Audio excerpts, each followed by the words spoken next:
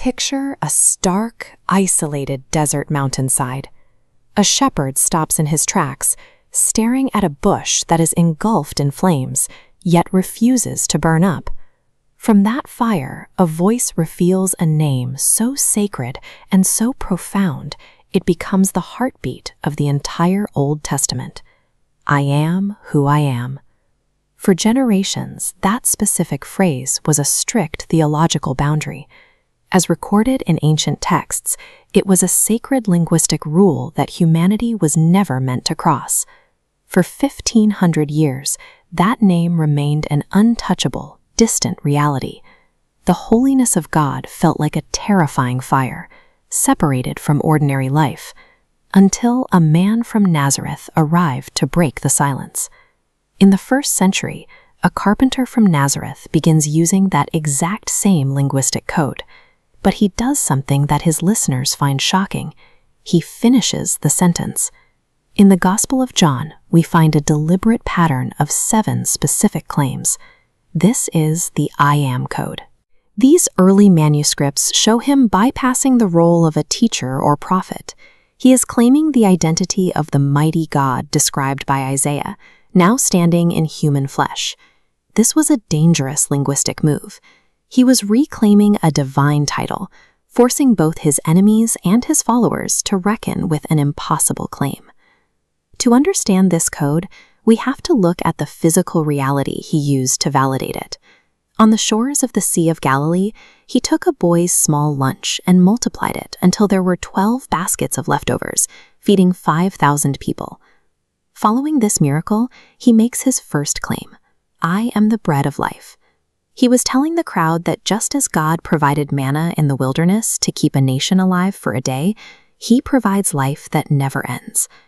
The second claim addresses the spiritual darkness of the ancient world. Echoing Isaiah's promise to those walking in darkness, he declares, I am the light of the world. When he makes this claim, he enters the secret language of the Bible. The holiness of God, which once felt like a distant, terrifying fire, becomes a light you can actually follow. These miracles were proofs that the ancient systems of provision were a dress rehearsal, and he was the fulfillment of those systems. On the Sea of Galilee, a specific linguistic pattern emerges during a storm. The disciples are trapped in the waves, terrified by the sight of Jesus walking on the water, something the book of Job says only God can do. Over the roar of the ocean, he calls out to the men in the boat, Take courage, it is I. In the original Greek, it is I is ego eimi. It's the exact construction used in the ancient Greek translation for God's self-identification at the burning bush. He was walking on the sea's chaos while deploying God's own name to calm their fears. The final proof happens at a rocky tomb. A man named Lazarus had been dead for 4 days, long enough for decomposition to begin and for hope to vanish. Speaking to a grieving woman named Martha, he delivers his most famous claim, I am the resurrection and the life. He tells her that resurrection is a person standing right in front of her.